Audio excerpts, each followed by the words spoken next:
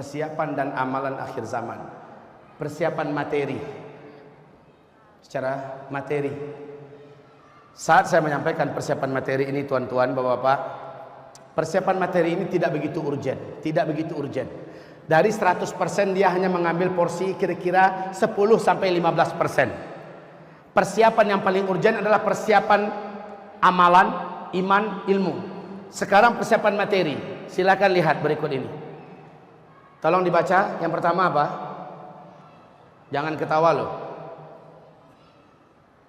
Menanam pohon kurma dan menyediakan stok kurma yang berdahan di rumah-rumah. Bapak tahu kurma, Masya Allah, staf Bank Indonesia, staf inti Bank Indonesia mengirim para pakarnya ke Thailand, Pak. Ini Bapak Muhaimin Iqbal yang cerita, ya. Dikirim ke Thailand. Ternyata di Thailand sudah 17 tahun mereka menanam kurma di atas luas area tanah yang sangat luas, ribuan hektar. Terbukti kurma, Masya Allah, satu batang kurma jika ia berbuah secara standar dan normal saja, dibandingkan dengan 1 hektar sawit yang juga berbuah standar dan normal saja, hasilnya per 1 tahun seimbang, Pak. Bahkan lebih menang lagi kurma yang 1 batang. Rugi umat Islam punya lahan, punya tanah luas yang ditanamin sawit. Rugi. Dalam hadis Nabi yang disuruh untuk ditanam walaupun besok mau kiamat apa? Kurma. Itu bukan tamsilan kosong. Benar-benar Nabi memberikan pesan yang sangat mahal bahwa kurma yang lebih baik kalian tanam. Ada orang bertanya, Pak Ustadz, di Indonesia ini apalagi di Bogor cocok nggak kurma? Lah itu Pak Muhaimin Iqbal di Jonggol, di atas tanah 15 hektar, beliau mulai menanami kurma. Ada 3 tahun, Pak, udah besar-besar. Dan kurma itu kurma yang jenis bibit dari betinanya. Kalau yang ditanam nggak tahu jenis kelaminnya betina atau jantan, dia tumbuh tapi nggak berbuah. Jadi ada ilmunya memang. 1 bibit jantan cukup untuk dikelilingi oleh 20 bibit betina. Jadi itu, Pak, berbuah itu semua. Insyaallah taala. Pohon kurma aja poligami. Tapi nggak ada hubungan. Kita lanjut. Baik kaum muslimin yang kami muliakan, lihat, Allahu Akbar, perhatikan, Masya Allah. Kenapa pohon kurma? Pohon kurma dia menghidupkan tanah dan bisa menahan air di dalam tanah. Sementara sawit mematikan tanah dan memusnahkan air. Bertolak belakang, Pak. Kurma menjadikan tanah hidup, subur, gembur. Sementara sawit menjadikan tanah kering, gersang, mati. Ayo, tanam kurma. Tanam kurma ini sederhana. Pelajari ilmunya. Mulai dari 1 saja dulu jadilah. Start dari sekarang. Sebaiknya jangan coba 1, 2, 3, 4 lah di polybag. Kemudian letakkan di dekat-dekat atap rumah karena dia harus banyak mendapatkan sinar matahari. Apabila dia tumbuh, 1 batang kurma bila berbuah, Bapak Ibu, akan dapat menahan dan menanggung hidup 1 keluarga besar, dijamin tidak kelaparan walau hanya 1 batang kurma. Makanya di Arab 10 batang kurma dimiliki oleh 1 keluarga, sudah ada jaminan kaya untuk 1 keluarga ini. Kalau mau, Pak, menjadi petani, menjadilah petani kurma. Dan kurma satu lagi tahan dari berbagai macam jenis udara yang ada, mau dingin, mau datang dukhon segala macamnya, kurma tetap bertahan. Makanya penting nanam kurma. Azikra ini luas. Saya berharap ke depan Azikra Star mulai menanami kurma. Undang Mbak Muhaimin Iqbal, pelajari ilmunya dari beliau. Kirim tim kita ke Thailand. Di Thailand itu kurma, Masya Allah, disentul dari tanam. Alhamdulillah. Udah berapa batang? 30 batang. Calon kaya. Siapa yang nanam kurma, kita doakan jadi. Tentu dengan ilmunya ya. Azikra. Saya lihat Azikra ini persiapan akhir zamannya sudah cukup untuk menjadi rujukan untuk sementara ini. Kita berharap ke depan Azikra jadi contoh yang sempurna. Amin. Kita lanjutkan. Jadi tanam kurma, Pak, tanam kurma. Tanam kurma. Yang punya sawit-sawit, Akhiri nasib sawit itu, karena nasib sawit juga nggak jelas sekarang. Betul? Harga sawit gonjang-ganjing Pak, suka hati orang Cina saja. Maka sekarang kita menentukan kurma, tanam kurma. Membuat sumur-sumur manual di rumah. Ini persiapan fisik loh, persiapan materi. Kenapa saya katakan karena kalau ketika meteor jatuh yang mengantarkan air melalui pam-pam kelangsi pipa-pipa ke rumah itu teknologi enggak? Ketika teknologi musnah, nyampe nya air ke rumah. Kita perlu sumur Pak, sumur manual. Dan sumur manual ini enggak ada ruginya dipersiapkan sekarang. Ketika air macet, mati segala macamnya, tetap kita memerlukan sumur. Apalagi teknologi musnah, kita sudah punya sumur, sudah punya sumber mata air sendiri. Sekali lagi, apa yang akan saya uraikan nanti tentang persiapan dan amalan akhir zaman, tidak ada yang melenceng dari sunnah, tidak ada yang melenceng dari roh syariat Islam, tidak ada yang keluar daripada akal sehat. Seluruhnya bermanfaat sesuai dengan roh syariat dan seluruhnya berguna. Walaupun belum terjadi, tetap berguna. Contoh berikutnya, sumur-sumur manual. Coba yang dulu punya sumur dan ditimbun, hidupkan kembali. Hidupkan kembali. Lanjut. Mengemaskan dan memperakkan uang kertas. Subhanallah. Kata Nabi, saat Al-Mahdi keluar, kalian semua akan kembali kepada dinar dan dirham. Dan kalian akan melihat uang-uang kertas kalian menjadi kertas-kertas mainan yang dipermainkan oleh anak-anak di pinggir-pinggir jalan.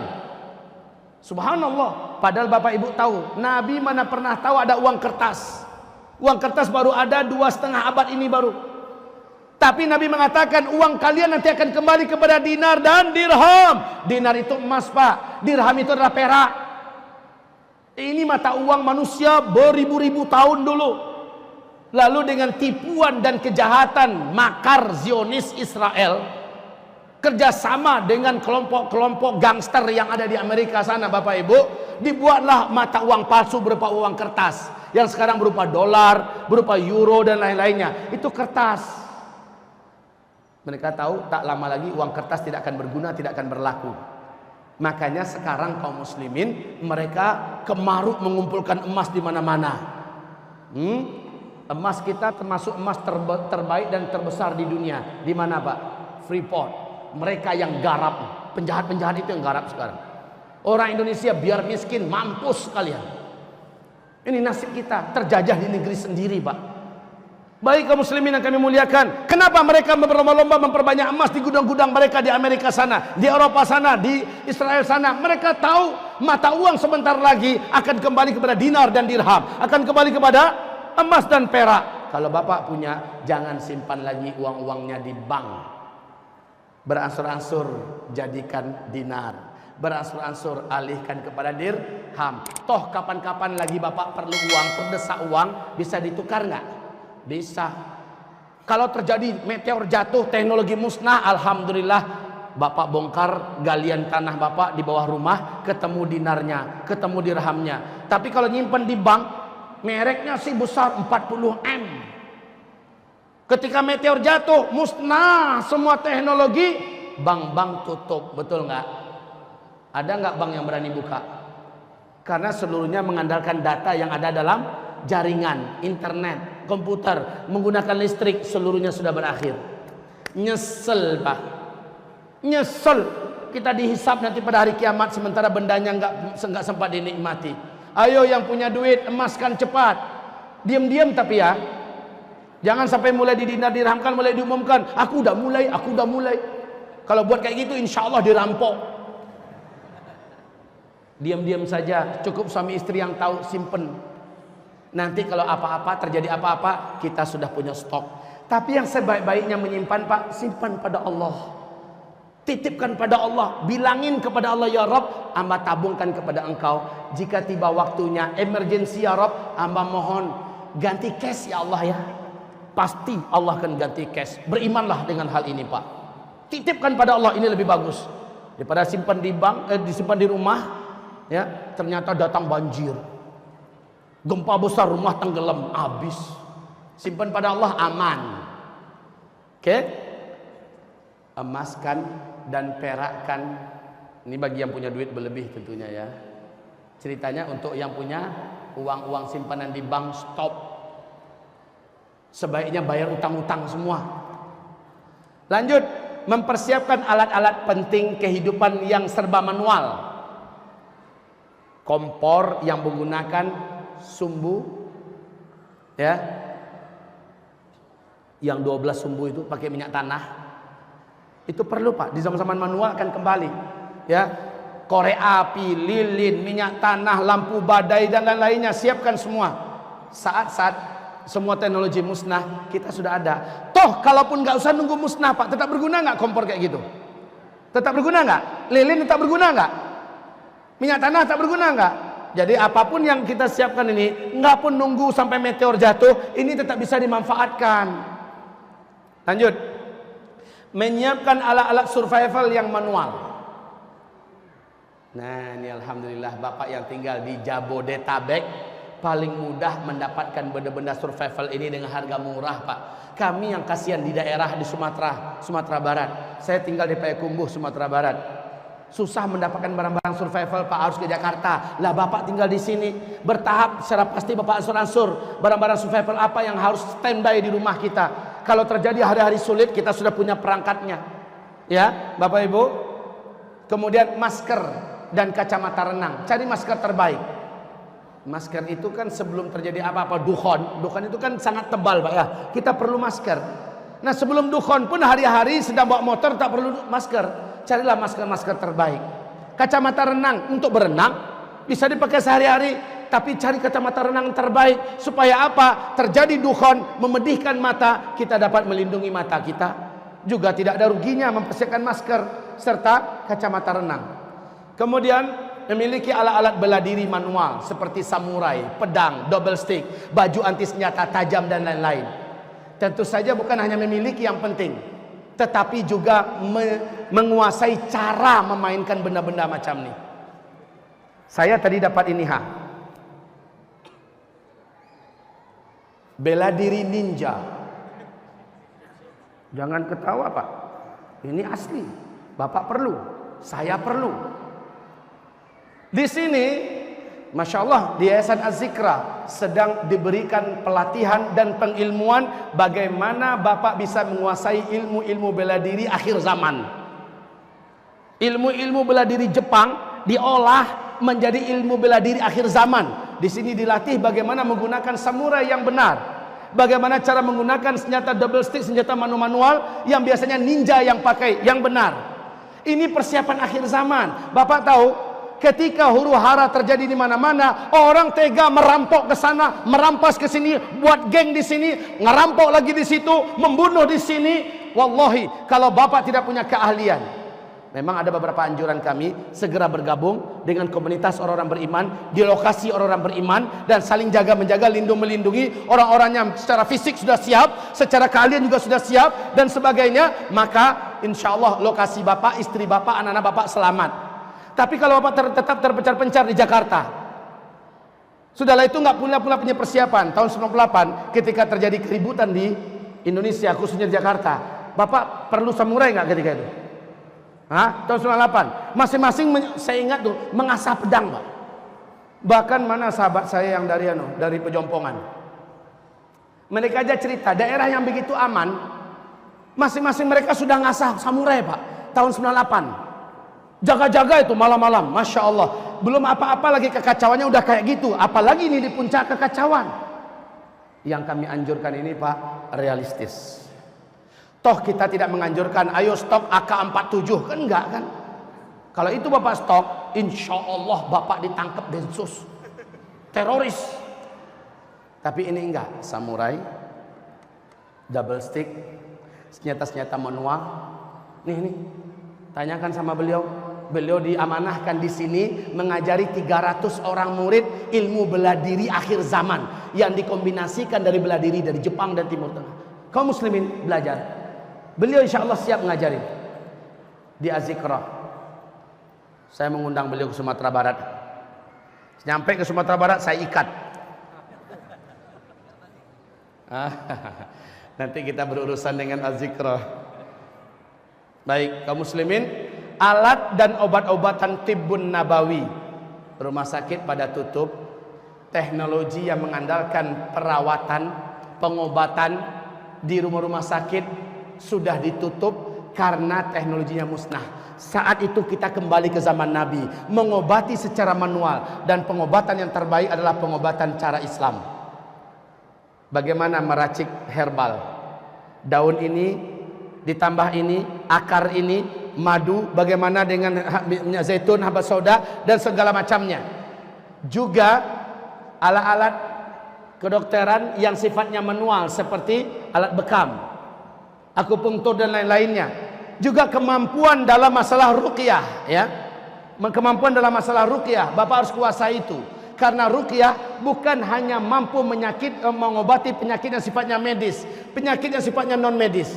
Bukan hanya mengobati penyakit yang berasal dari jin dan setan, sihir saja, tetapi penyakit-penyakit alamiah yang memang asli dari alam, yang memang asli dari medis, akan disembuhkan dengan ruqyah, dengan ayat-ayat Allah. Wajib belajar ilmunya.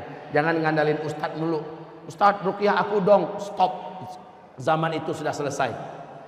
Nah, ini berikutnya Pak. Jika sudah dekat, maksudnya kalau sudah positif pengumuman dari NASA Amerika bahwa dalam hitungan beberapa minggu ke depan, pengumuman ini, bumi kita akan mengalami hantaman meteor. Tempat jatuhnya belum bisa dipastikan. Meteor ini besarnya segini, diperkirakan akibat yang terjadi itu begini. Masing-masing agar menyelamatkan diri dengan caranya. Kalau itu sudah positif, maka nasihat kita kepada umat Islam adalah segeralah hijrah ke pedusunan. Karena kata Nabi, yang paling panik, yang paling stres, yang paling kacau, yang paling sewot, yang paling cepat gila, putus asa hidup adalah yang tinggal di kota-kota.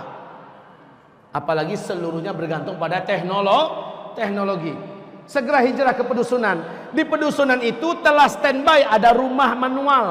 Dalam artian semuanya serba manual, sudah dipersiapkan dari sekarang. Sekarang Pak Ibu, saya berharap setiap provinsi buat satu perkampungan yang serba manual. Enggak pun terjadi kiamat, enggak pun terjadi dukhon segala macamnya, perkampungan yang serba manual ini tetap diperlukan. Kita tidak bergantung dengan teknologi. Kita memerlukan lingkungan Islami yang aman, yang beriman, yang sehat, yang taat kepada Allah Subhanahu wa taala.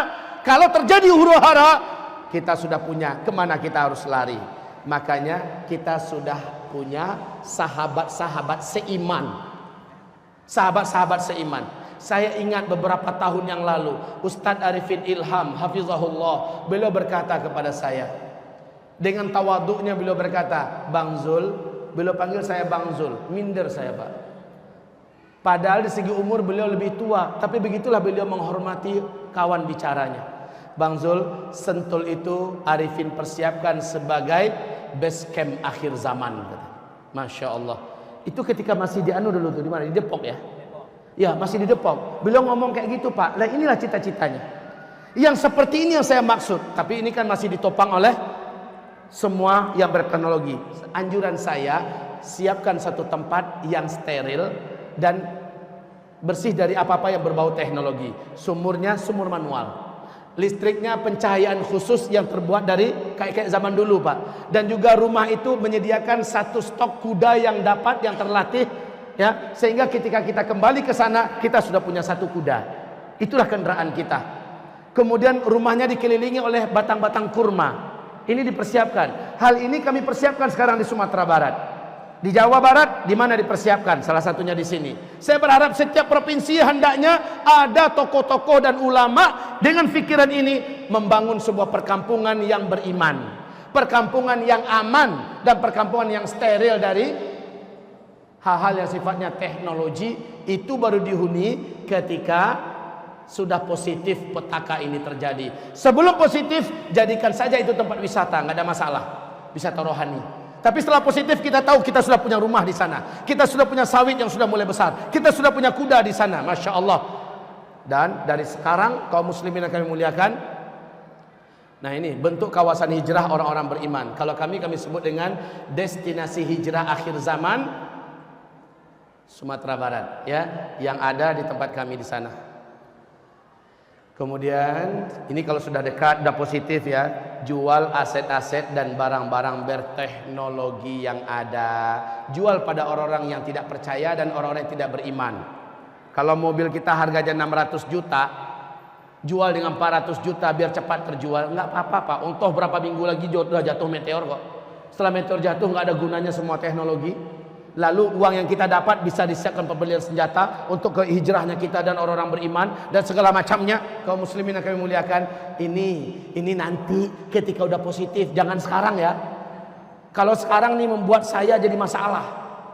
Setelah dengarkan pengajian Ustaz Zul, banyak orang-orang di kota lari ke desa-desa, dusun-dusun, menjual aset-asetnya semua. Akhirnya saya dituntut oleh para ulama, dituntut oleh para tokoh-tokoh masyarakat membuat gaduh di Indonesia. Enggak, saya menganjurkan ini nanti, tapi persiapannya sekarang. Paham? Paham Bapak Ibu? Persiapannya sekarang. Enggak seberapa kok itu. Belilah tanah kaplingan 500 meter untuk satu orang, buatlah rumah manual.